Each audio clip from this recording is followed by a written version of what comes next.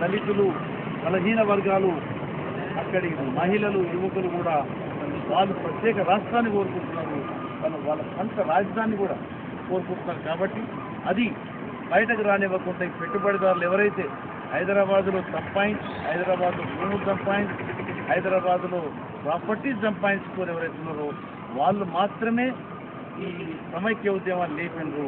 సమైక్య ఉద్యమం అంటే ఆంధ్రప్రదేశ్ రాష్ట్రం, ఆంధ్రప్రదేశ్ రాష్ట్రం అంటే హైదరాబాద్ ఆల్రెడీ రాజధాని, మళ్ళీ యూనియన్ టెరిటరీ చేయాలి. మాకు చిరంజీవి పర్మనెంట్ జాయింట్ క్యాపిటల్ అడగడం అర్థమైంది సమైక్య ఉద్యమం పెట్టిన తర్వాత. అంటే రాష్ట్ర విభజనకు ఒప్పుకుంటున్నట్టే, అది సమైక్య ఉద్యమం కాదు, అది ఈ 13 జిల్లాల సమైక్య ఉద్యమం మాత్రమే. సమైక్య ఉద్యమం అన్నప్పుడు తెలంగాణ ఒప్పుకోకపోయిన సమైక్య ఉద్యమంలో సమైక్య ఉద్యమంలో కాదు. కాబట్టి ఉద్యమాలన్నీ కూడా కృత్రిమ ఉద్యమాలు, పెట్టుబడిదారుల యొక్క ప్రాపర్టీలు కాపాడుకోవడము, వాళ్ళ బిజినెస్ కాపాడుకోవడానికే ఈ ఉద్యమం సాగిస్తున్నారు. కాబట్టి 4 రోజుల పాటు ఉద్యమం నిలవదని ఖచ్చితంగా తెలంగాణ ప్రజలు అప్రమత్తంగా ఉన్నారు. ఉద్యమ నాయకత్వం అప్రమత్తమై ఉన్నది. ఖచ్చితంగా కేంద్రం ఏమాత్రం జాప్యం చేసినా మళ్ళీ ప్రజలు ముందుకు వచ్చేసి మా ఉద్యమం ద్వారానే తెలంగాణ సాధించుకుంటాం. ఇప్పటి వరకు అమరుల త్యాగాలు, ఉద్యమ ఫలితమే ఈ కేంద్ర ప్రభుత్వం ఈ యొక్క కాంగ్రెస్ టీడబ్ల్యూసీ కానీ నిర్ణయాలు జరిగినాయి. ఆ నిర్ణయాన్ని వెంటనే క్యాబినెట్ తీసుకెళ్లి పార్లమెంట్లో బిల్లు పెట్టమని వెంటనే డిమాండ్ చేస్తున్నాం.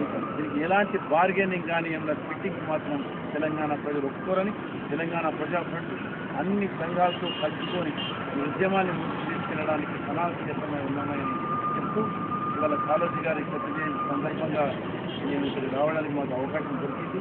ఇవాళ సభలు అందరం కూడా ఇక్కడ కూడా అన్ని ఏరియా సంఘాల వాళ్ళ ఉండడం కూడా తెలంగాణ ఉద్యమాన్ని రాష్ట్ర సాధన మనందరినీ కూడా ఒక వేదిక చెప్తుందని రకరకాల కుటుంబాలు, రకరకాల పార్టీల వాళ్ళు, రకరకాల సంఘాల వాళ్ళు కూడా ఈ తెలంగాణ ఉద్యమం ఒక్కదిగా చూస్తున్నాం. కాబట్టి ఆ చైతన్యం ఏదైతే ఈ గడ్డలో